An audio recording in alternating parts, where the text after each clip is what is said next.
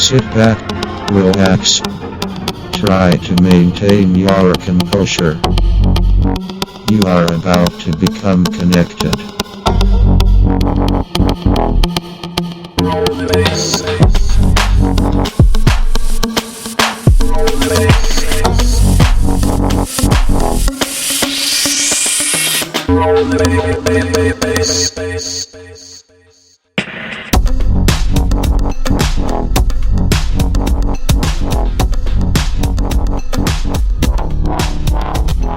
Hello, how are you? You good? How have you been? You been around for a while? What's been going on? Hanging around? Doing some stuff? What have you been up to? Having a good laugh. Having a good laugh? Yeah, it's been pretty funny today. Been pretty funny today? Oh yeah? What else? What else? Nothing. Nothing. I haven't been doing anything. A whole lot of boring today, really. I've been driving around a lot. We hired a car. We have a few days left in Israel. Hired a car. We thought we'd drive to Nazareth and Haifa We in the didn't north. think... We thought we'd just do a little road trip of the We north. fucking did it. We didn't think of it. We did it. We're doers. And we went and did it. And yeah, we drove the book and we went and did it. And it's really boring. Yeah, Nazareth's pretty boring. The whole country's like, Tel Aviv's pretty, Interesting, good city. yeah, And then totally. Jerusalem's obviously extremely interesting, but the rest of the country is pretty boring. Fucking desert. Yeah, and in the north it's not so much desert, It's the middle but of the it's east. just depressing village. It's the middle of the east. It's Middle Earth. How else can you describe it? It's just apart from depressing desert? villages that look like... No, it doesn't. Yeah, I suppose there's it was the Sabbath, though, there's so... it was, but fucking the buildings don't change on normal days. No, I think it's just... There's not a lot of personality that's gone onto the construction of the country, that's for sure. Yeah. You know, No there's not a lot of expression. different architecture and different era stuff. It's just like... But you even see in Tel Aviv, they're like building like really, 20-story high-rise buildings near the beach and that, like for residential purposes. The ones here are nice. And no, but they built 5 20-story buildings exactly the same, just in a row. And I know you see that a lot of places around the world, but I'm just saying that whole cities look like that. Just 5 buildings the same, 5 the same, 5 the same. They're all just those typical like apartment building ones that they really look... They even look the same in Spain. No, They're just these generic... it's a bit ugly. But anyway, yeah. So we've been having a few chats lately, me and myself and Tess, and we've been discussing a few things, philosophical things. Like, have you seen Harry Potter, like the Philosopher's Stone? Yeah, we've been touching the Philosopher's Stone and coming up with all these amazing... We've been licking thoughts. it. We've been licking the stone. Yeah, licking it. Where did we find it? Oh, I don't know. It was... Sean farted it out of his butt. That's disgusting. Why would you say something like that? It's not funny. People don't listen to this fucking podcast so that you can talk about people farting and that sort of stuff. Did I right? hurt your feelings, Sean? No, not my feelings. You hurt The everyone stones? else's feelings listening. People who fart. No, yeah, I'm sorry. I rarely fart. Okay, we'll go with that. Yeah, so we're just thinking about... Speaking of farting, no, we're actually going to try and delve into a bit of the human rights issue, the philosophy behind human rights. Why are there human rights? What do they achieve? Where do we want to go? So I believe it's my human right to fart. I believe I have that right. I've been given that right. Some people believe God gave them that right to fart. Maybe nature gave them the right, but at the end of the day, the right is mine. Yeah, so... I shall express my flatulence any place I want. I'm really happy that you've found that and you feel comfortable with that right, Sean. You're happy to assert it because it's important to assert what we believe are our rights. But my question to you is, when you say it's your right, what is it? Who are you saying that to? I'm speaking to the universe. Okay, so that you feel more justified in farting because you can say it's my right. And what type of right is it? Well, Are you saying it's a moral right, a legal right? Well, look, it's as a human being. Well, this fits in nicely. People are going to be like, "Are you kidding?" We did not pre-plan this topic or this discussion. We pre-planned the human rights, perfect, but not the farting, because I believe it's my human right to be able to, when I live on this planet, to be able to eat food.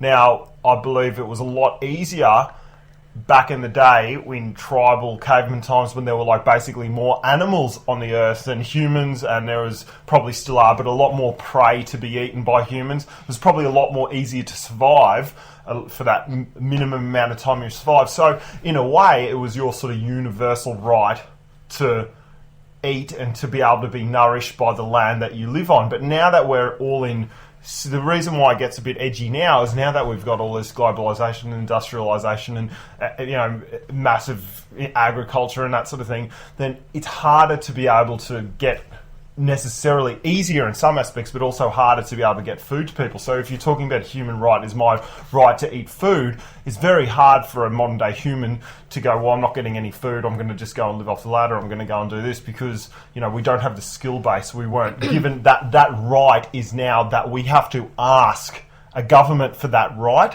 for food. We have to ask someone who's in control of credit so we can get paid to have that right. I believe that, as human beings started for like hundreds of thousands of years, probably we'll say 100,000 years, maybe 6,000 years if anyone's religious out there. But when there was a lot of food around, that right was basically nearly a universal right, because as long as you could get that food in your belly. You mean it was irrelevant? Hey? You mean it was irrelevant? Well, basically irrelevant. It was not worth even getting talked about. Because now when you have some people with all the power and all the food, and you have a massive amount of people without, then we need to start writing these rules and regulations of why people should have a right to eat food. Yes. Okay, cool. So I agree with everything that you're saying, but what I'm going to present now is like a way of thinking about it that doesn't disagree with what you're saying, but it's just kind of deconstructing what you're saying a bit. Yeah.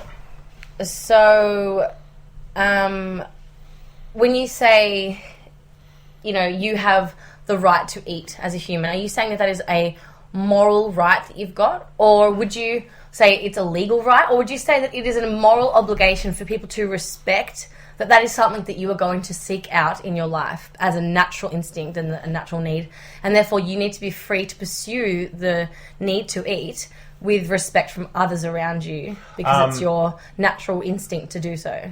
Myself and Tess have talked about this a couple of times before in relation to food, and I haven't been able to really get to the bottom of my thought process, but I don't believe it's a moral right.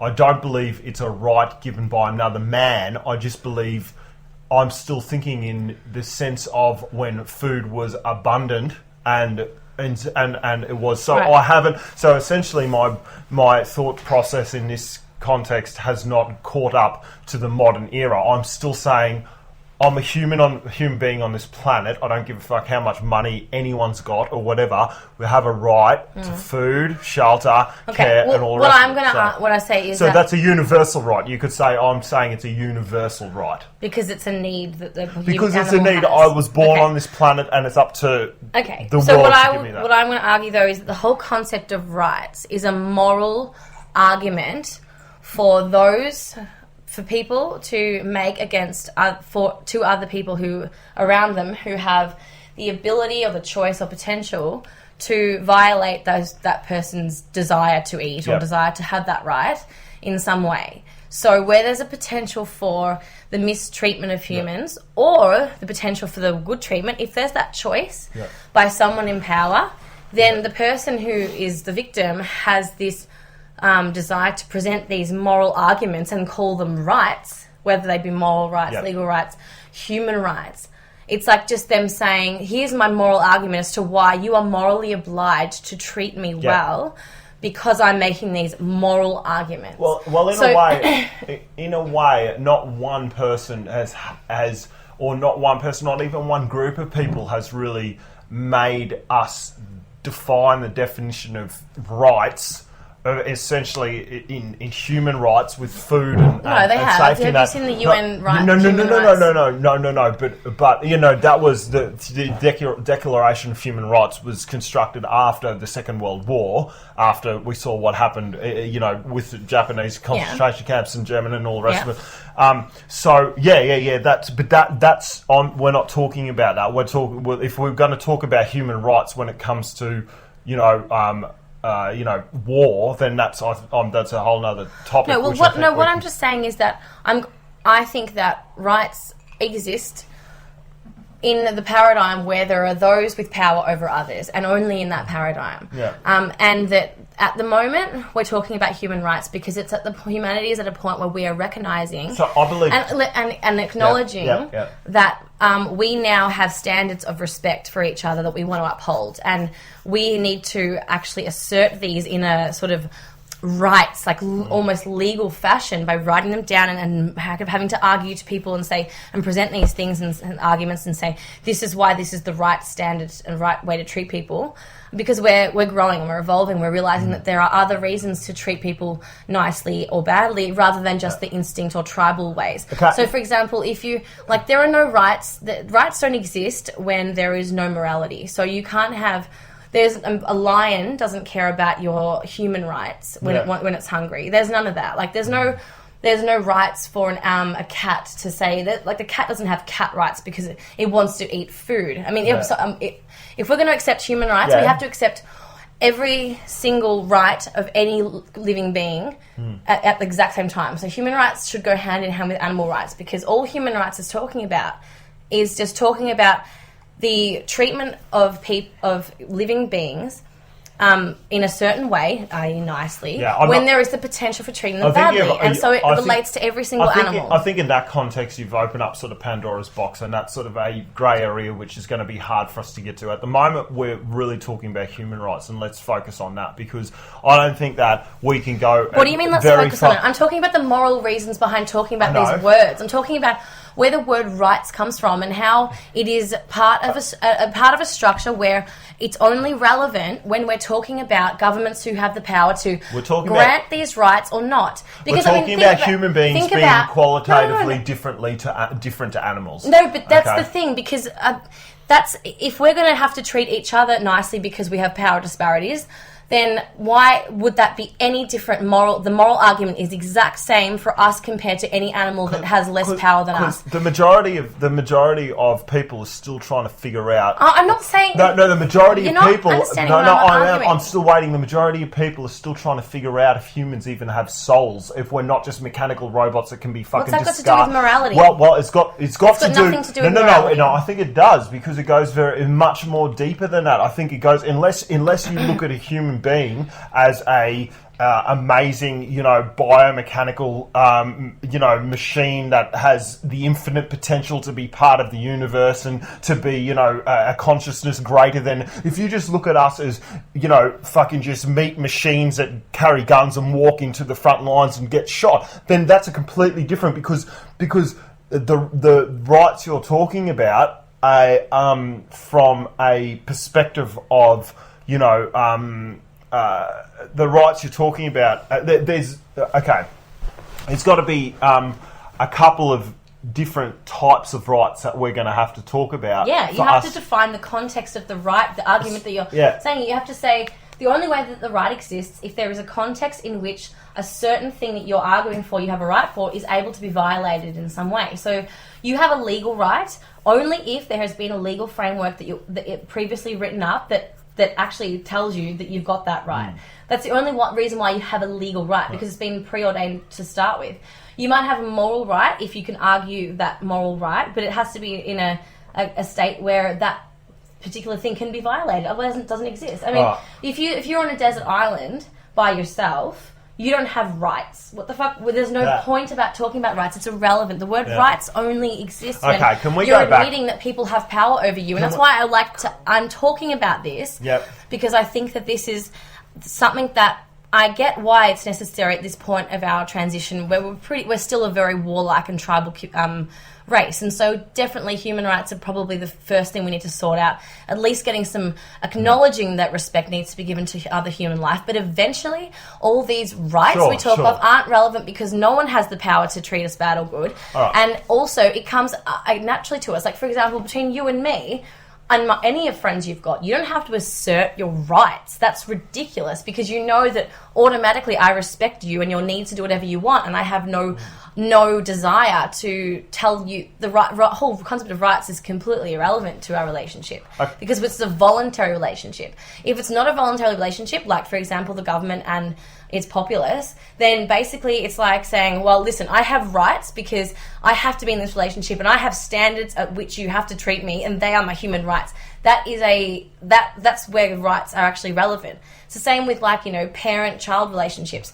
Children's rights. Children have rights in a family home because that is not a voluntary relationship, and therefore there are standards that have to be, well, as a community, we've all decided that we would like to have some standards, because we appreciate and acknowledge now that we're ready to start treating each other with a bit more respect for, and having standards. So and because the parent-child thing isn't a voluntary relationship, the child isn't there by choice, they're forced to be there.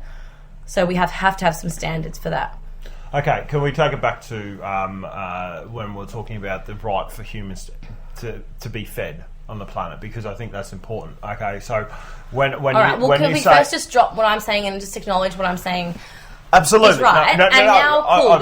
If I didn't think it was right, I would have rebutted and fucking. Okay, well, now I'm just trying to point that out. No, everything you said is, I think single person can completely agree with and say that's all right, cool. Completely. Okay, well, now we'll backtrack legit. And we'll talk about how this necessary step of acknowledging that, we need to have standards of treatment of other human beings and other life forms in general. How are we going to actually start addressing this issue and implementing it? I want to go back. I want to go back to the food thing, because I think that this is Article 1. Food. How do we feed people? No. I want to talk about the philosophy behind the human rights with food scenario. Okay, because when you talk about a human being having the right to eat, essentially, when it came back to days before there was agriculture, before there was scarcity and capitalism and people hoarding all the food and making people work for them, you had an abundance of food,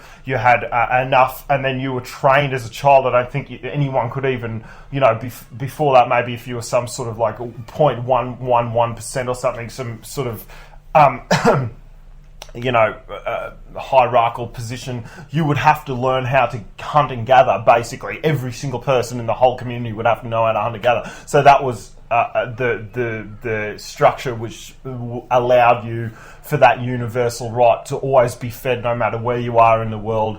No matter. No, you mean ability. Yeah. Universal ability to hunt. Yeah. But once again, because of abundance in the world, the abundance is the thing that gives you, the abundance is the thing that gives you the because right. No one else can take it away from you.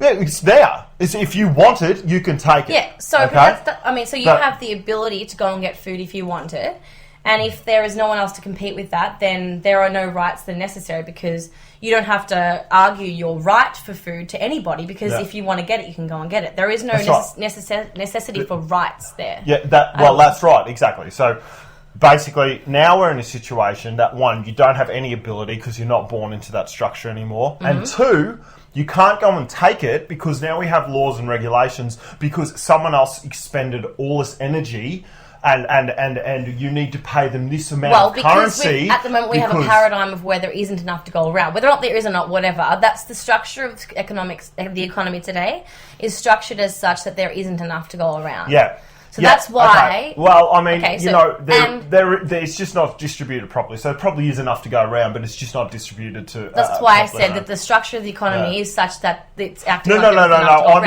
if there is enough to go around. I'm even talking like there probably is enough to go around. Sure. That doesn't matter. Exactly. But the economy is not structured to be able to distribute it away. But the amount of the food that gets thrown out around the world, that gets produced and then thrown out, there's probably enough to go around. Exactly. Yeah. Okay, so basically the problem that we face now is why essentially with the food thing is that there's not the expenditure of energy is not rewarded by the person who needs food. That's why they don't have the right to get that food. Mm-hmm. Okay, because the job market, because of unemployment, because if there's not enough jobs to go around, or something, because they haven't deserved it, essentially, yeah. quote unquote. So the right of that human is in relation to the currency that is needed to be able to buy the food. But the currency that is needed, I mean, I understand there are faults with the way the currency system works, for sure, but our ultimate fundamental principle behind it is that you need to go and contribute something to, you need to expend effort to get the food, whether that be getting it directly and growing it yourself, or you can do someone else a favour, they give you something in return, like food in return. Either way, you need to give to take. That's basically why you can't have food for free. No, that's correct. That's right. So the reason why the human right as concept of people having food to be able to eat for nothing now is, basically a completely fucked scenario, is because the people don't have the ability to get the food, and the system also doesn't allow them to be able to expend their energy to be able to get the food. Yeah, for sure, because so they there's start a double off in a negative disadvantaged spot to start with most of the time anyway. They don't have a backup plan. They don't have that choice to just, if I can't contribute in some other way, I can at least go grow it. I can go and grow it, or I can go and fucking hunt, or I can go and do any of that, because they don't have any. So the system itself isn't really giving people any options. And so in this situation, it is almost as though we need to try and assert to these people around us who are in the system also, but possibly in higher positions with the ability to help us, we need to assert these rights of ours that we argue that we have, so that they may help us. Or that we change the system so that we can help ourselves. Yeah. Look, either way, changing the system, definitely, I'm on board with that. But I'm just not on board because, I don't look at a human being. I just don't know that we've had to bring these concepts in to be able to maintain some sort of humanity, because the greed in man has just gotten to a level that, the system has created such a greed in men where, See, I don't know. Look, I'm trying to go somewhere with this, and I'm trying to figure out, the basis behind the concept of rights, because I don't believe that one man can give another man a right. Yeah. I don't believe that's null and void. I don't believe. I'm talking about the fact that, we've always had the ability to create abundance, to have abundance. We still have the ability to create abundance. Rights is only this temporary thing that should be in place while we are able to get the world to a point of being abundant again. And abundance is... What do you mean abundant of what? Life essentials? Everything. Absolutely everything. Because there wasn't, everything that we've thought of up until now? Yeah, everything that we can possibly do without ripping the fucking earth apart and creating, environmental catastrophes as we are now. So, everything. Abundance. I fucking hate that word. I love it. I think it's the only way we're going to get out of this mess. I would love that if that were the case, but I don't see why that's not happening already. I don't see why these technologies aren't there. The system, all the technologies are there. Where are they in the economy? If they were that good... They get suppressed. Because why? They can provide everyone with what they want for Definitely, a cheap price. and that would mean... So you're saying that these entrepreneurs who invented these machines aren't interested in selling all these products because it costs them fuck all to make. They can sell them for so cheaply to all these people who are in need. Why wouldn't they be doing that now? I don't get it. Because the system isn't set up for everyone to have everything cheaply. If you buy everything cheap... how do you explain all the third world countries being able to have mobile phones now? In Africa... They don't. They're nowhere fucking near it. They're nowhere near it. Pull up the facts. Pull up the facts on Google. They're nowhere near it. We're talking about there's only something like 2.5 or 3 billion people on the planet now with mobile phones. Just Google how many people in the world have mobile phones. I'd be lucky to be 50%. Lucky. Okay, very but still, lucky. you can... I don't know what the facts are. I'm looking it up now, but I'm trying to say that, as things become cheaper and cheaper to make, i.e. technology gets better, it's easier to provide these life essential products to the poor. I get there might be some regulations in place that are making it difficult, but the fundamental... motivation for the entrepreneur is to get their product to as many people as possible for as cheaply as possible. That's the way it works. And in the system that we've got at the moment, that's the worst thing that we could be doing. And this is what I'm talking about. In the system that we've got running at the moment, that's the worst possible thing we could be doing. We don't want people to have shit for cheap. Okay, but that's what's driving it. Consume more. The more consumerist behaviour, the worse it is for the planet. The worse it is for the human race. Of just course because they can get it for cheap, it doesn't mean they're all going to buy shitloads of them unnecessarily. No bullshit. It's not the way the system works. If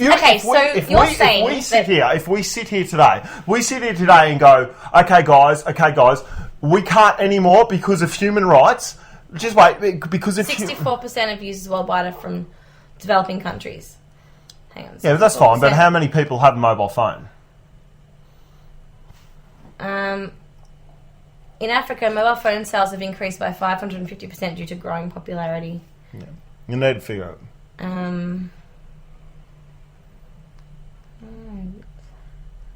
Anyway, continue saying what you're saying. Okay, if let's say we run out of, in the next year we haven't been told something. Okay. I'm not even going to use oil because that's too easy. Let's say electronics. Okay, let's say coltan. Let's say one of the main conflict minerals or whatever minerals that we need. Sand. Sand's a good one. We need that fine, fucking, nicely rounded sand because that's the only sand that makes mobile screens and all the rest of it. Okay. Not enough people can know that. So, a conflict mineral that is needed in electronic goods, iPads, computers, all new touchscreen computers, all new phones or anything. Let's say that runs out. Okay, do you know what is going to what would happen to the market? It would adapt and create new ways to make things. It will crash to start with. If next week, if there was no more things as electronics coming out in the market. It doesn't happen all of a sudden. It happens gradually, and companies adapt. I'm saying. Okay, if the market can crash like that, like completely. What? If the market can crash, if we can run out of what were we talking about? That wouldn't happen. It can, because these things run out gradually. These don't just all of a sudden they're gone, and companies. We need to backtrack because we've gone way off the mark. Okay, I think what you're saying is that there is now back to the rights. What you're saying now is that the whole concept of people being without because they have no ability to either get their food or the ability to participate in the economy to try and buy it. So now we have to have these standards because the moral integrity of the human is so greedy and just fucked up at the moment that we need to actually have a moral argument of human rights to try and assert this moral point to them, to try and grant and have a little bit more respect for those below them so that we can try and even it out a little bit until we get to the point of actually having a structure of society that allows people to help themselves. Until then, the people at the bottom, you're saying, need to assert these standards, i.e. human rights, to those who are just currently morally a little bit misguided. And they're a bit greedy at the moment. They need to kind of start thinking a bit more morally and like human rightsy. Is that what you're saying?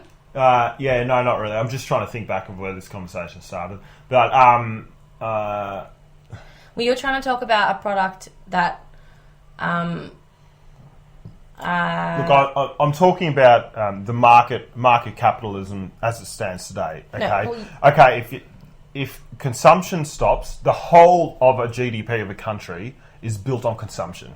If consumption stops, if the money runs out, okay, if people can't buy something, what we see, if the credit flow stops, what we see is a GFC. Is what we happened last in 2010. All right, 2008. So GFC happened. So what the world is based on consuming, and consuming at an exponential growth rate, more and more each year. Okay, the planet cannot sustain this growth rate with the consumption habits of what we need to be able to class the world as being happy. Okay, so if we keep consuming at the rates we are, and that's what we're talking about. We're talking about consumption and consuming things at a cheaper and cheaper rate is a very bad thing for the environment. So you think you should artificially change the pricing mechanism to not reflect actually the true cost of what that company took to produce it, because you're saying that we can have abundant technology which can produce everything for almost free now in an environmentally efficient manner. So you're saying that we have to make these things look artificially more expensive if they're because you're worried about people buying too many of something and not being able to decide for themselves I'm saying that we shouldn't be making things on a mass level as we are now, unless the fundamental fact of us being able to make that is not concerned solely with the amount of resources that we have on the planet for it, and the way that resource and the way that product is being recycled, so it can be sustainably used. Yes, but don't you think that the pricing mechanism is the perfect thing to reflect how rare something is on the planet? No, because it can be altered and manufactured in any way, shape, or form. Such as why we're still using combustion engine in cars after 150 years. It's stupid. Because the technology of solar power or electricity or wind power, wind power of cars, compressed air cars. The cost of the oil is exactly what we pay for it. That's what it's costing. What those people need to get back from it. Of course they're making huge profits, but until we find... But see, that's what I mean. You're talking about profit as this exact science. You're talking about profit as being an exact science. It's not. Of course it's not. It's whatever you can get out of that consumer without people fucking raising their arms up and going, fuck you. Yeah, and as soon as people go, it's too expensive, something else will be created and invented. It's not a dictatorship. It won't. No, I think you're living in a fucking fantasy world there. It's not. I understand that there are fucked up things going on with things like oil and the suppression of new technologies like that that are going to, threaten these huge companies. But that's the way it works. If people can't afford something else will come in and be invented so that people can afford it. Perfect. Yeah, perfect. Maybe a decade after that, maybe after you go through the legal system and bribe the right people and get the right fucking officials on your side and do whatever you need to do. But that's not the way the system works. You can't just go, everyone's just like, that's too expensive. No, an X amount of people's lives have to be ruined. All these people have to go bankrupt. All these people... If petrol starts to get too expensive, it'll gradually get too expensive. People will start to move to different technologies. It doesn't happen all of a sudden. People adapt. If there was a figure of how many people were fucking killed, assassinated,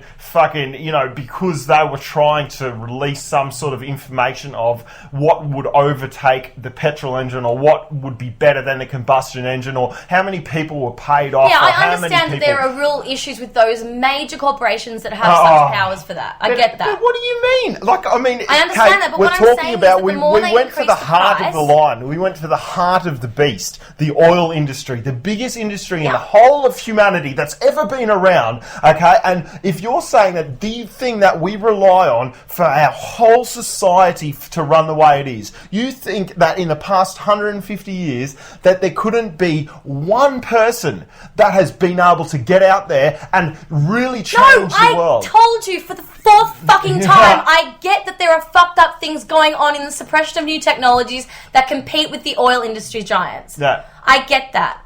I'm talking about how people adapt. The more expensive the oil gets, the more we will decide that we want to start using other things and public transport, walking, until at least some of those new technologies come out. That's the way incentives work. Yeah, I understand that's the way incentives work, but when you're talking about the oil industry in the context of what you're talking at and how much that we rely on it, the fact is that the whole world seems to have to collapse before anything will change. The whole world, environmental destruction, fucking countries just going down, millions of lives being destroyed because of the fact that the profit incentive structure, the rights of these companies overweigh any right that there is of decency of human right. If you want to talk about why these companies have so much power and have been able to go down these roads of getting all this oil and domination, is because there are governments out there that allow this, and they go in by force. They wage wars to allow these companies to get big. These companies aren't built on pure economics and the way that things would work if there weren't these huge government arms of military force to create these huge oil industrial complexes and military industrial complexes that support them. I mean, it's not like this isn't natural. But this is without by force. But in a way, you could say without governments, there would be no such thing as human rights. Because they're the ones that enforce it. Because exactly what I'm saying before. That is exact point I'm fucking making. So do you listen to me? Are governments a good thing or a bad thing? You don't listen to me. So in your context, are a good thing or a bad? God, are you kidding? You didn't get what I was saying before at all. No. I'm just listening to you contradict yourself. I'm not contradicting myself. You are. I'm not. You don't understand the fucking points I'm making. So, yes, exactly. There are no such thing as human rights when there is no government, because the government are the people that we're begging to try and morally convince them to please treat us better, because you have the power to either treat us badly or good. Without government, without power disparities, there is no need for, there's no such thing as human rights, because we're all just treating each other the way that we will in our personal relationships, just like the way that you treat me and I treat you. I understand exactly what you're saying, but, okay, get rid of the term government for a while. Get rid of the term government. Just think of people as like society X and society Y, okay? No governments, okay? Society X, society Y. Society X, they want to go in and take what they want from society Y. But how is the society X, how do you say they're confined to what? It's a community. Okay, so a group of like, people. Let's say 100 people all together. No, let's say a million. Let's say 10 billion. Cool, 10 billion. Let's say all in the same wavelength, and they all voluntarily do what? What do they voluntarily do? No, they just run out of shit and they're going over there to get that. They all voluntarily decide to do that, yeah. No, it's in their best interest. No, it's in their interest for their family, for their friends. Let's say it's a corporation. Let's say whatever it is. It doesn't matter what government it is. It's like, and then what? Let's say they clash. It doesn't matter how many people it is. Let's say they clash, and then they go, we need human rights. Because these motherfuckers are just come and take... Human rights from who? Who's going to give them rights? What do you mean? No, I'm saying government or no government, human rights are a thing that would be created no matter what. What do you mean? From between whose? Tell me about your society A and B thing. We've got a million people going over to a million people of society B. Society A goes over to society B. They're all voluntary. They go over there, and then who's asking for human rights from who? No. They have a conflict of some kind. I'm not going to get into the conflict because that's going to create a whole nother discussion. They have a conflict of some kind. A lot of people get hurt, injured, killed, whatever the fuck, all right? Okay? So then when that happens, that ends, they go their separate ways. One of the societies goes over there and talks to the other society in a discussion, democratic manner, saying, diplomatic manner, going, we need some human rights here because we don't want this to happen again. This is what I said before. What I'm saying human rights are is basically that humanity is evolving. We're now acknowledging that we believe that there are sort of standards in which we're willing to start considering treating each other in a way which has standards. It's not human rights, they don't exist apart from in power disparities. It's just our acknowledging that we are ready to start thinking about morality and what is right and wrong in terms of treatment of each other and respect of other people or living creatures in general. That's all it is. It's just the acknowledgement that we're willing now to think about actually treating each other nice. But there's no rights involved in that. All it is respect for other creatures, and this is the sort of thing that should come naturally from everybody. You can call it fucking, kumquats. It doesn't matter what you call it. Okay, what do you mean rights? I don't think we didn't come this far in this conversation for you to... Rights are something that someone has the power to either grant or not grant. That's what I mean when they only exist in a power disparity. Any other human right concept you're talking about is just in natural respect for other creatures. This is why it's just a moral argument. This is why we're arguing at the moment, because I believe that when we were born in Adam and Eve days, or whenever the fuck, we had a human right to be fed and live on this planet. From who? Who would give you that exactly. right? Exactly. The planet gives you the right. Your life gives you the right. The universe gives you the right. Anything gives you the right. We're fucking mixed up with this word right. Yeah, no, that's why I was trying to define it. That's why I'm trying to define what it is. I understand what a right is. But what I do you don't mean believe. Right? All you're saying... believe that the universe, even if it's for 1 second, and then you die from the umbilical cord. All you're talking about is human needs. No. All you're saying is humans need to eat. We have the ability to get our human needs met from Earth. So we go and seek that. Listen to me. Even if you're born for 2 seconds, okay, and the umbilical cord, your mother's umbilical cord is wrapped around your throat, and you die as soon as you come out of the womb, you have that right to life. Okay, as soon as you come out, and then you die. Okay, but right? What do you mean right? The doesn't right, make sense in that context. I'm alive until I die of starvation. If I don't eat. All you're talking about is just the need or the occurrence. How is it a right? It's not a right. No. It's a right. It's a right to life. You have a right to be alive because you're born. But I Full mean, stop. I find that it's completely unnecessary, irrelevant word. Like, you don't need to say, I'm here now, I can be here and I should be here. Well, fucking be there. I don't give a fuck what you do. Go and eat if that's what your body... Like, it's inconsequential. It's just that you're there, great. Rights are the only... that's what I'm saying. Like, the word right is only relevant to situations in power disparities. It's not about the right to life. Tess, I understand exactly. So then why are you arguing? Because I'm arguing because I don't believe that term rights only fits to someone who has power over you. I believe that term right has to do with you being a human being breathing on this planet. So your right to life... You can go and tell me that you have a right to life just because you're born. I don't give a fuck if you've got a right to life. Go and have a fucking right to life. What the fuck do I care?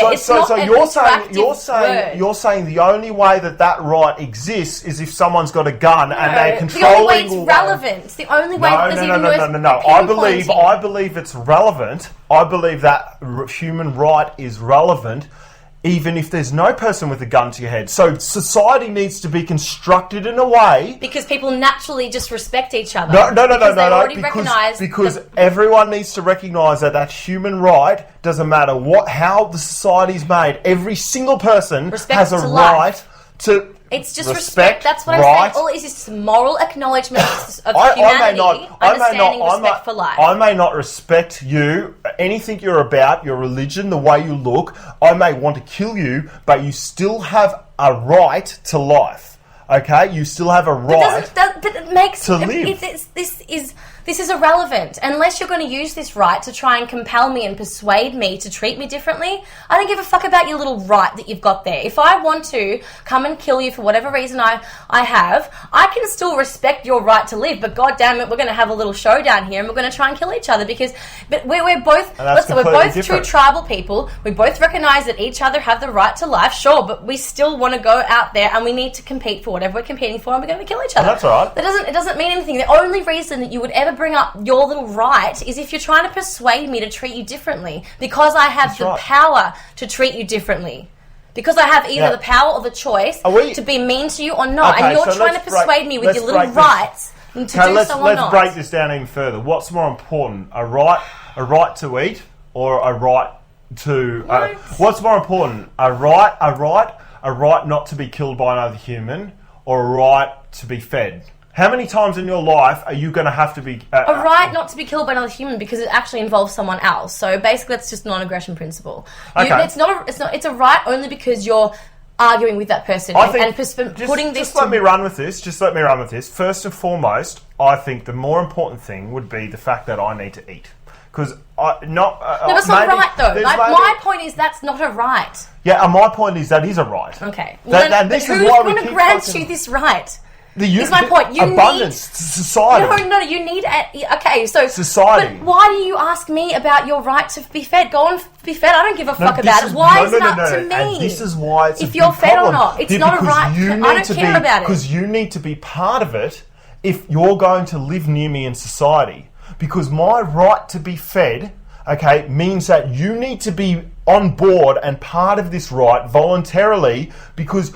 We need to understand that your energy and my energy put together means that we can both eat. Yeah, so a respect for other people, which should come naturally, just like it comes respect.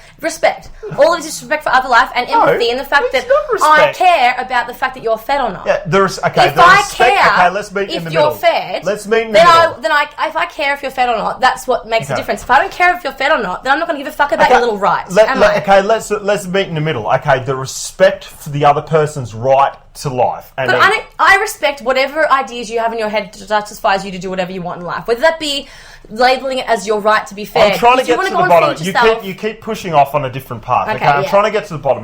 So my right to eat, and you respect my right to eat. I respect your right to eat. You understand that that's your concept in your head, though. That's fine. Okay. And you understand your idea is your concept in your head as well. But I'm not recognising what you're saying there in terms of your right to be fed has no impact on me. It's got nothing to do with me.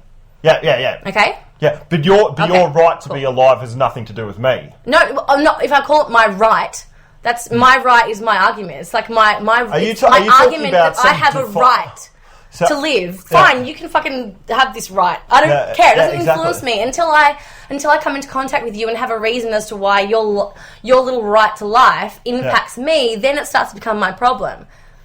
Yeah, that's fine. But if I don't care about you, or if you're fed or if you're alive, then I don't care about your little right. That's fine. Okay. That's great. And just like, everything that you just said just completely relates to everything you're saying as well. Okay, as long as you understand that. Okay. Well, don't talk to me like I'm an idiot. No, I'm talking to you like that because you're making it sound like you're trying to downplay whatever I'm talking about. I don't think you understand what I'm saying. I completely understand what you're saying. Well, you're giving me that you've listened to a lot of stuff on rights and this and that, and you're reciting that to me. This isn't reciting. This is my thoughts. Okay, cool. I'm telling you that my judgment is, when it comes to human rights, is that the society should be defined in a way where everyone has a right to a healthy, happy life. Mm-hmm. Okay, and that is a universal right. So that's not a right given by someone with a gun or given with a man. So therefore, if you acknowledge that and you structure a society in a way that allows that person to have a healthy, happy life, then all the other human rights, everything else you can talk about human rights means nothing. So what you're saying because if you give that person that right for an educated, healthy, happy life. That right? No. If everyone comes to what you're saying is you want to breed a culture or create a structure of the culture which encourages everybody to be able to seek out these life essentials. A life-supporting distribution system. No. But what you're saying is it is culture, because you're trying to say that you want everybody to recognise. It's really technical. No. But you're saying still though that you want it to come organically from within. You want people to actually voluntarily recognise other people's right to live. And the only way that's going to happen... But how do you enforce this? The only way it's going to happen is it comes naturally. You have to allow people to actually respect each other without laws. And the way that you're going to do that is through everyone understanding the system and the reason why the system is created. Well, there are many ways to help people understand the respect for life and to treat each other nicely when they can. The way that I'm talking about is a simple structure of everyone has a right to food, education, shelter, and all the rest of it, and the system is created this way for that right to be made. So that therefore we must create abundance in the system. All you're saying is that you want for us all to sit down at the drawing board and try and figure out a way where everybody can have their life essentials met. Well, that's it. Because we believe that is the right thing. It's a very, very, very, because we are at the point now where we're ready to say that we really feel morally obligated now to make an effort to make sure that everybody is fair. I believe that we were because it's the right thing to do. No, I believe that we were at that point a long time ago, and we've completely digressed to a greedy, selfish fucking culture, and now we have to go back to that first point. Yeah. So we're actually trying to fight to get back to the actual people that we were. So you're just talking about standards that you want everyone to sort of work towards getting, because it's now we're at the point where we really do want to provide for everybody if we can. No. We don't. No. Yeah, sure. Okay, maybe in a fucking slight manifestation of what I'm talking about. But no. No one's working to provide anything for anyone. We develop a system and a way where I'm talking about working towards finding a way that we can structure society. That's what I'm talking about. Yes. Working together to figure out this solution of society structure once again, to make sure that everyone can have what they need. Like that Stefan Molyneux fucking whoever, the other Matt Kokesh. Well, it's not a sacrifice, and it's an investment. No one's sacrificing anything for anyone else. I'm not talking anything about work. I said if everybody can sit at the drawing table, work together to figure out a structure of society which is able to provide for everybody's life essentials, or whatever you want to call rights to. That's right. Right, great. Okay. So what? But I still struggle. So I'm talking about the word rights, as in that right to something is...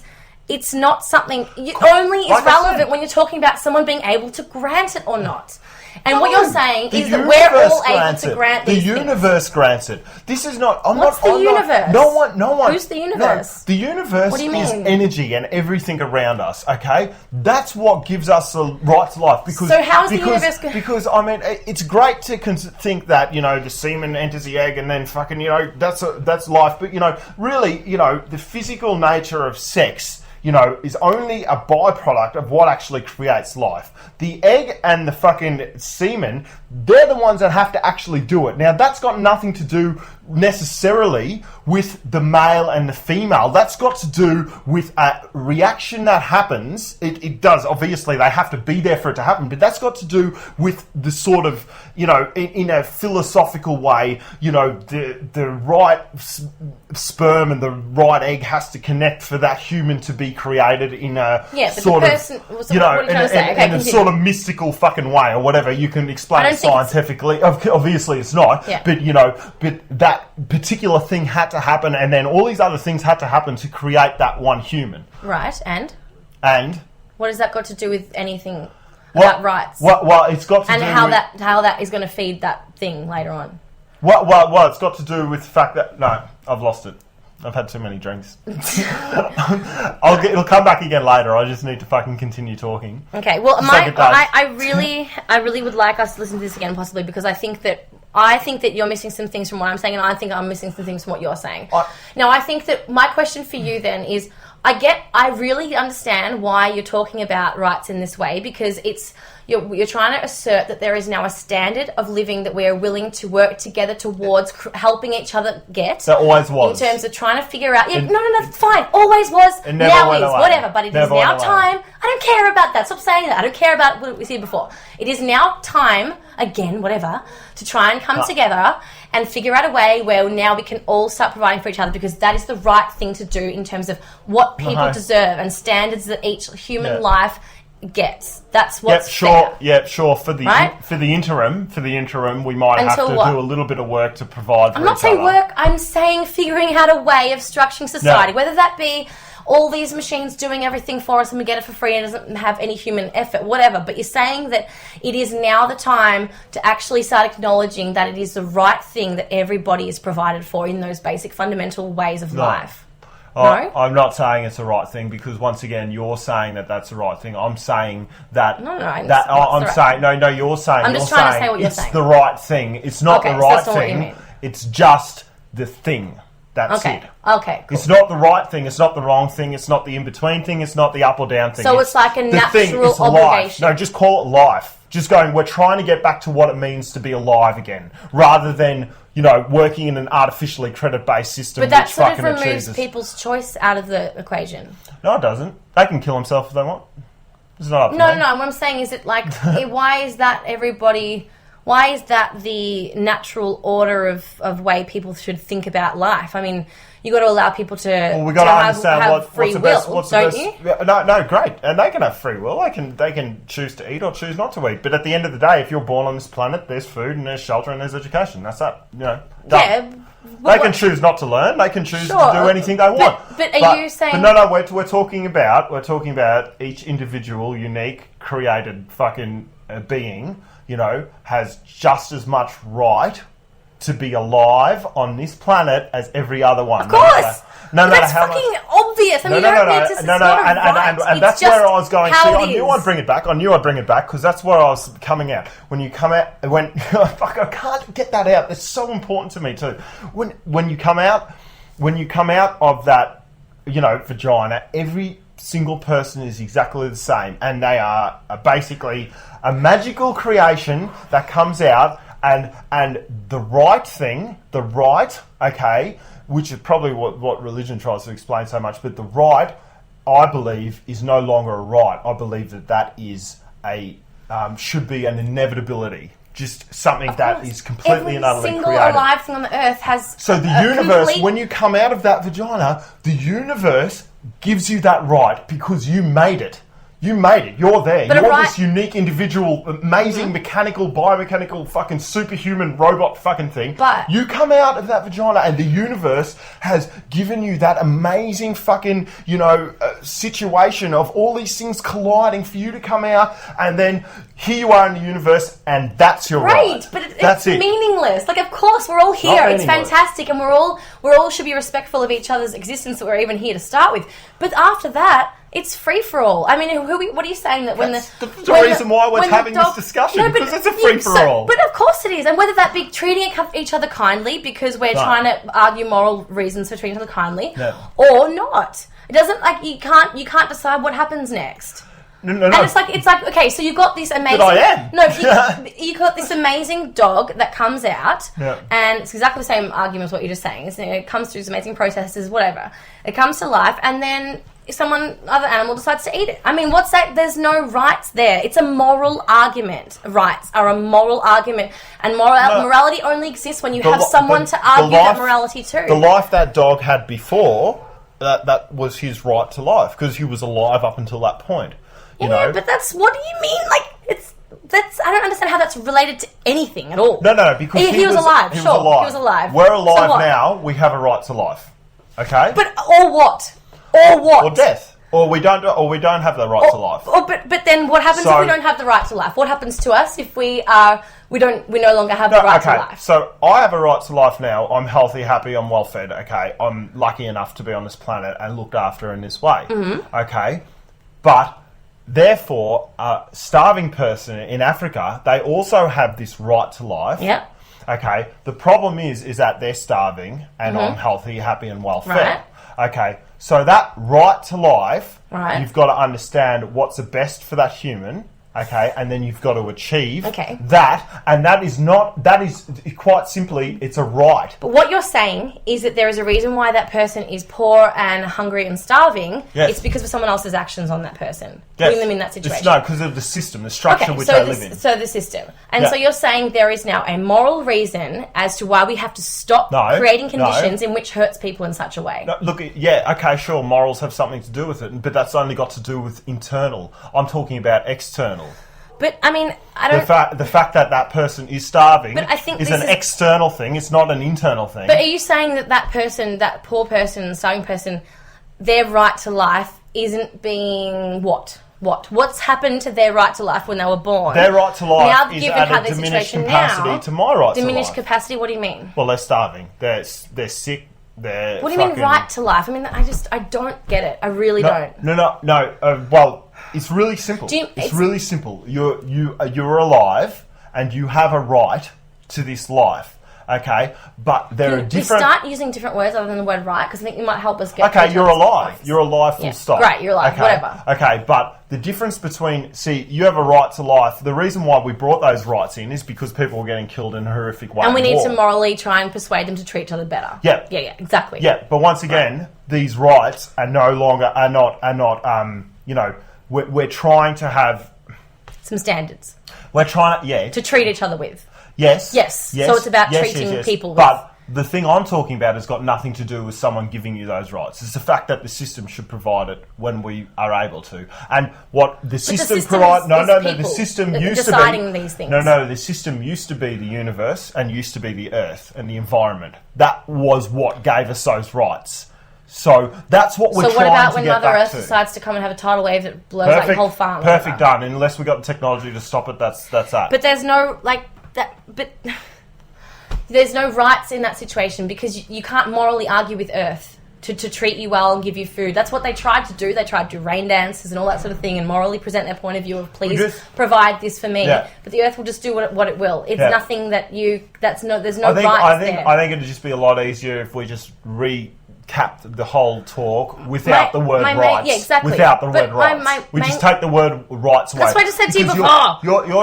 You're trying to discuss this in a way that relates to a person I'm trying to get the word rights and talk about it, but you're trying to talk about other stuff, which I'm sure I'm right on board with, but you're using this word rights, which I've already tried to define as something, and you're trying to mix it up now. So now I'm just getting confused. I don't look at that word rights in the way you're looking at it. Okay, cool. Well, why don't you just argue whatever point it is you have without that word the whole fucking time. Great. Well, I would love that if we could all provide for each other. That would be lovely. We can. Yeah. Great. That's great. Okay. Right. So... And that's it. And that's where the conversation has to end when it comes to this human rights aspect. But it's got nothing to do with rights. It does. It has to do with the right. Can I just ask you one question? What happens... You have your right to life. What happens to someone who doesn't have the right to life? Is there a situation in which someone doesn't have a right to life? Yeah.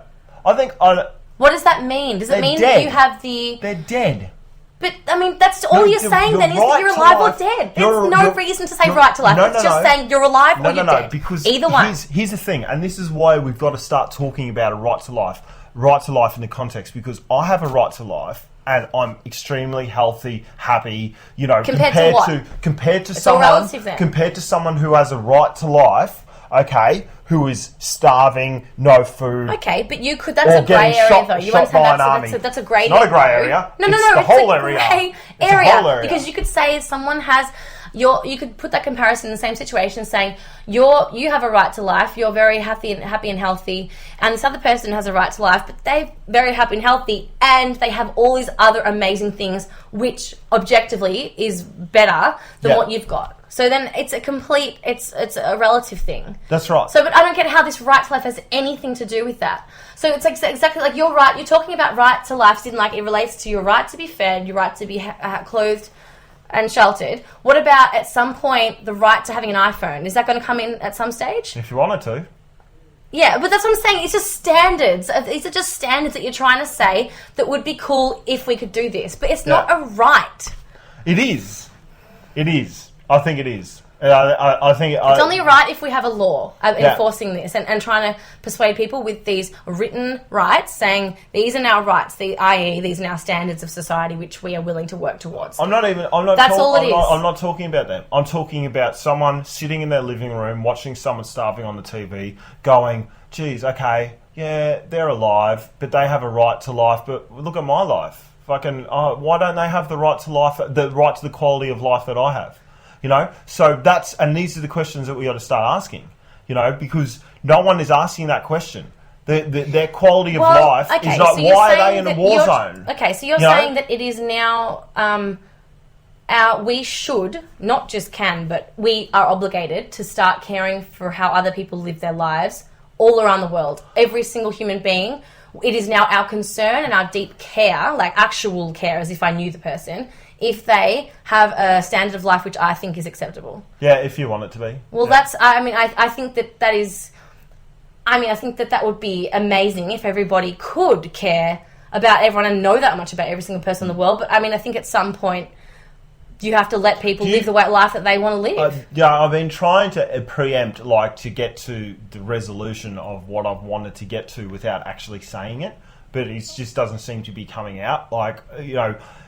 The right to life, in my context, is people consciously deciding what is the best way to live and how can we structure society to understand great that it's got nothing to do, we're willing to all work towards. But it's got nothing to do. It's got nothing to do with what a government writes on a piece of paper. No, or a person with more power than another person. That's got nothing to do with that. Yeah, because it comes organically from people respecting life. Because it's got a lot more. So how does it come then? There's a lot more of us than there are of them. Okay. No. So if it doesn't come on a piece of paper that tries to persuade people from these arguments of what is now the best standards that we want to help everybody get, how are you going to get people to want this? No, they have to understand what someone else's right to life is. Yeah, they have to actually organically respect life. Authentically, from their own heart, understand respect to life. It's a right for someone to be alive, healthy and happily. Yeah, fine. No, they don't have to respect anything. But unless you have... No, because I'm talking about a universal right. I'm not talking about a respect thing. They don't have to respect that other person or anything where they come from. They have to understand... No. Respect for life. I'm not talking about respecting of their background, what they believe in. Their respect to live their own life in the way they want to live. Okay, and why do they have that... Why should they give that person that respect? Exactly. That's exactly what I'm talking about, the moral argument, because it's the right thing to do. Life. Because they have the right to being alive. But that's still a moral argument. It's not a moral argument. Yes, it is. What else is it? I believe it's universal. That's a moral argument. It's a universal moral argument. You're trying to persuade this person that it is the right thing to do to see people in this way. I believe the universe, and you call it, have it described in scientific ways or whatever you want, but I believe the universe, and I believe a soul chooses the body and chooses the way it wants to grow up, because this is a lot deeper than what happens when you're out of the vagina for me. Okay, this is a lot deeper than what happens when you're a human. I believe that you choose where you want to be and where you come from. That the universe, energy, consciousness, whatever you want to call it, that chooses the body and the way that you want it to come in. So come into this world. So then you come out, and then you have that right to be alive. And it's all the rest of it, is up to... Who's going to violate that right? Who's going to violate it? Well, anyone that tries to kill you or harm you. Exactly. So then at that point you can go, I have a right to live, and try and persuade them that you shouldn't hurt me because I have the right to life. Fine. That's the only time when that comes into play. Otherwise, go and live. I don't care about your right. No, because then... I can't... This is crazy. I'm getting frustrated. Because then it's also got to do with how well you're fed, how well you're nourished, how much you've slept that night, how much... everything. I believe life does not just have to do... Life does not just have to do with you living and dying. Life is everything in between. I think that because when you're dead, who gives a fuck? You're dead. It's all over. Treating people nicely or not doesn't have to relate to souls and a greater purpose. We can talk about morality and how it relates to just the stuff we can see and see in front of us now. Reasons as to why stop there? We can talk about reasons as to why it is correct to treat each other in a nice way without having to think about all that stuff, though. So you don't need to bring in that belief of yours into this argument about what's the best way to treat people. I think it's essential. I think that's the only way that we're going to get to the better version. That we need to treat each other better is because we all have souls? No, because we're all bigger than what we just class. So you're saying that atheists can't have morality? They can't be moral? No. Because they don't believe in souls. They just got to understand that there's more going on, and it's starting. But they don't understand that. That's the thing, It's actually starting to be scientifically proven. Progressive science now is starting to say that consciousness is not just internal; it's external too. That's fine. Okay. But they don't believe that. No. But they just have to look at the evidence, like I've experienced my whole life, and then they'll be able to find it. But don't you think that there should be morality? Should be someone that no matter what your belief system or the way you live, the way you live, where you grow up, whatever, you should be able to think about the reasons why that it is right to treat each other nicely. It's a good start. Yeah, you don't need to think about religion for that. That's a good start. No, you don't. And religions, I don't believe in any religion, but I believe it. I'm not. You don't have to I'm think an about atheist, spirituality. but I believe it. So what I'm saying is, you don't have to think about spirituality or religion in any way to talk about morality. I'm not. I'm speaking about being logic. You just said that then. You said that it's all about that bigger picture. No, and the bigger picture has got nothing to do with fucking spirituality or religion or anything like that. It's got to do with the fucking actual physical nature of life. It's actually got to do with the reason why we're here, where we come from. And religion and spirituality, they all try and discover it. So but I'm talking about the actual nature of it. But I reckon that the stuff we can see right in front of us now, even without the proof of this stuff we're talking about, it's a good start. Is enough. No, it's definitely not enough. It's definitely not enough because we've had that for the past million years since we've been apes. We've had that, and we still haven't got there. So it's not enough. It's not enough, and it's not going to be enough because we're still sending people to war. We're still fucking bombing them with chemicals. We're still doing all this shit. It's not enough. You got to look at it deeper than that. You got to understand. So you think that the only time humans are going to start treating each other with a bit more respect and this respect of right to life, definitely, is if we come into contact with our spiritual selves, or at least understand more of the nature of reality and how it relates to the fact that everything is all one and we're all connected. Yes, definitely. Okay, I disagree with you. Okay, good. Yeah. I'm glad we fucking got to the end of that before we decided to turn it off. That's not the end. I'm glad we got to the bottom of that argument. I definitely think that we need to think a lot. No, definitely enough rational arguments. No, there's not. We've given it a good shot. Enough rational arguments to argue that it is most definitely possible for people to be kind to each other. Then why haven't they worked yet? People are fucked in the head. I don't know. No. It's not that people are not fucked in the head. They've just got... Because what I'm talking about... We have let evil people control our world. Exactly, we keep granting evil people the ability to terrorize us. The reason is they can argue against what you're talking about. The situation where I'm coming from, why I'm so adamant, there's no argument against what I'm talking about. There is none, because it's actually the nature of reality. So you can't argue against it. But who would want to argue against what you're saying, though, if it's true? What are you talking about? Exactly. So what do you mean? But everything that you're talking about, the morals, values, ethics, they can all be skewed. What I'm talking about, there is no skewing of it. There is no. That's it. You're alive. You have a right to live just as everyone else. But all politics, religion, everything else, it all separates people. Yeah. Okay. It all completely throws every other thing that you've thought about out the window. If you wanted to, it doesn't matter. All this information that you're talking about, even if it comes to light and everybody understands that. What is it? I don't know. We're all connected and all from soul places, and we're all amazing, and we're all here for whatever reason, doesn't change the fact that people have free will and can treat you in whichever way they will. Yeah, but it allows you not to be able to hurt anyone else. What do you mean allows you not to hurt anyone else? No, it gives you the option when now that option is a variable.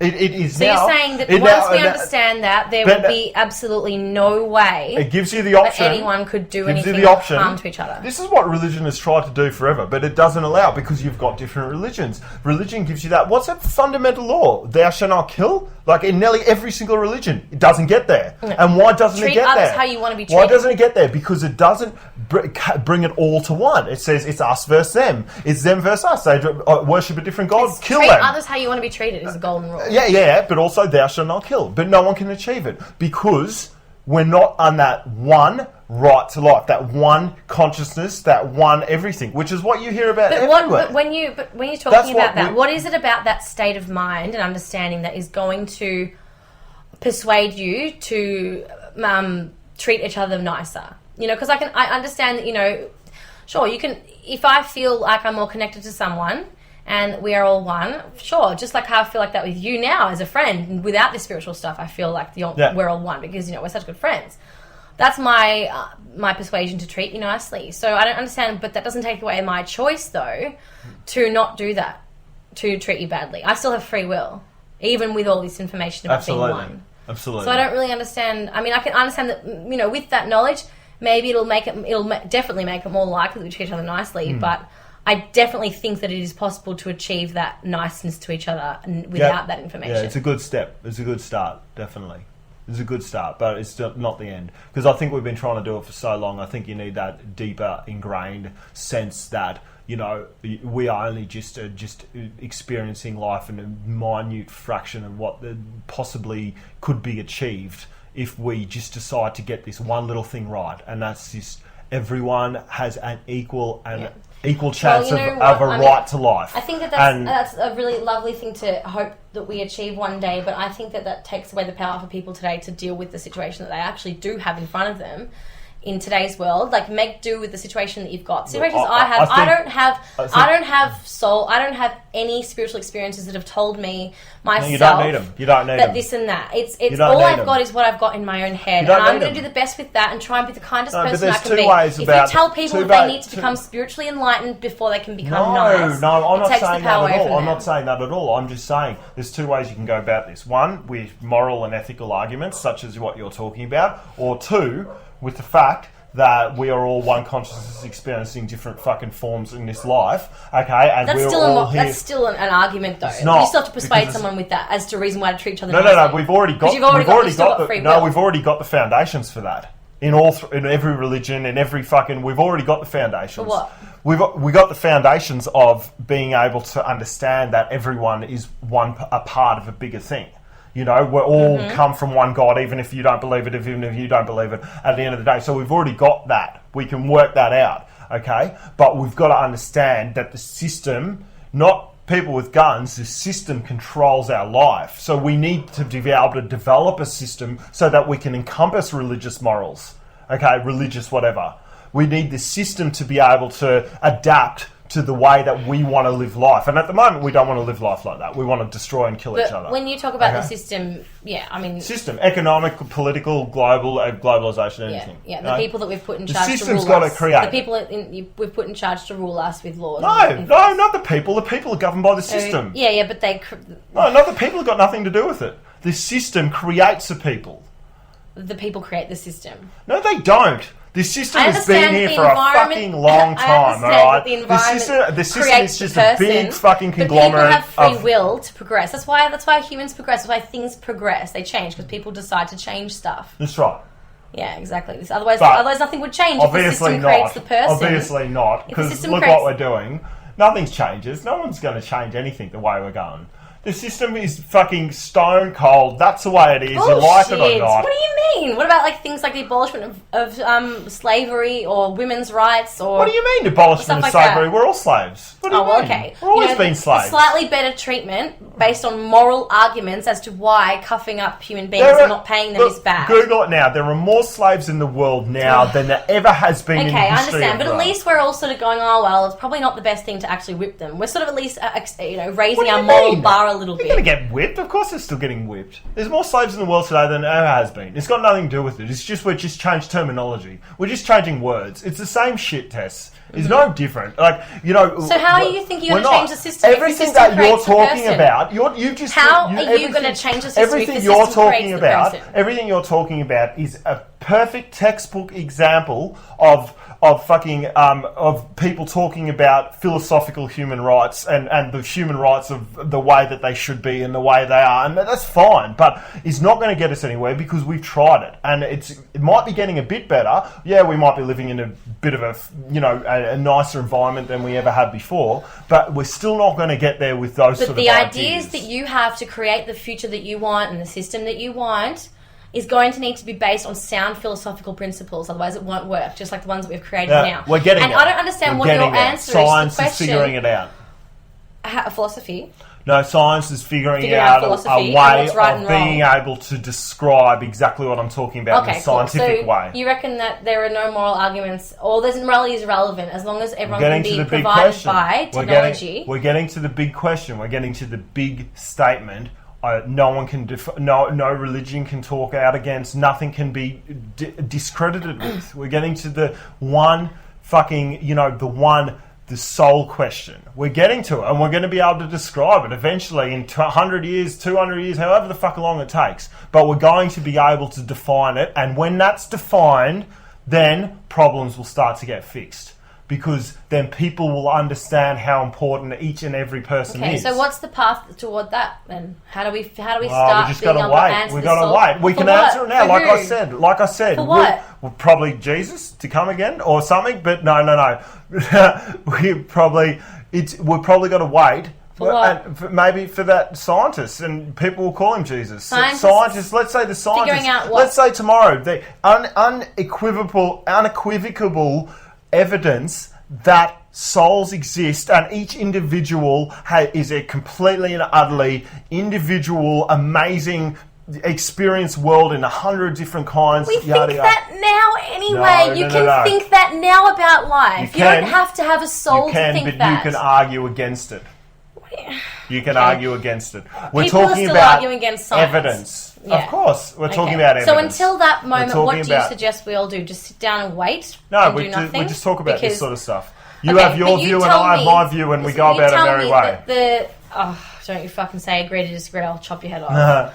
But what you said before is that the system creates the people. So how the fuck are we going to change the system then? It's impossible.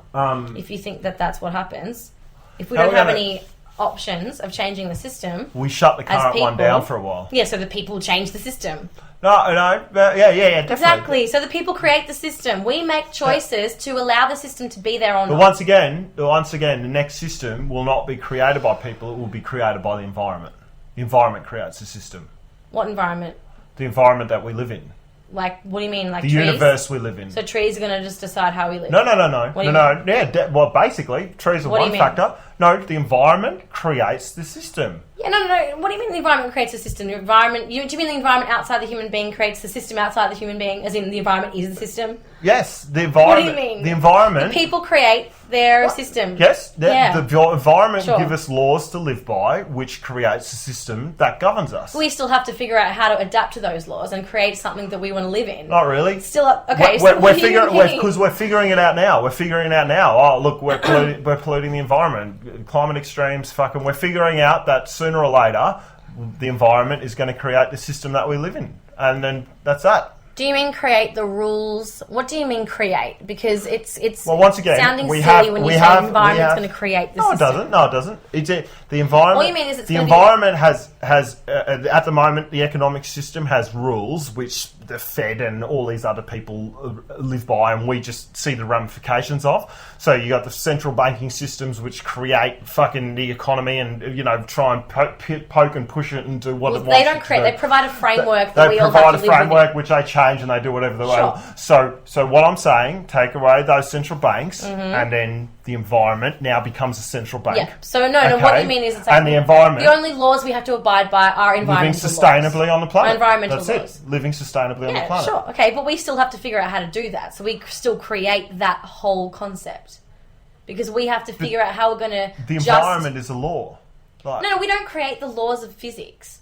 But we decide how we're going to live within that framework.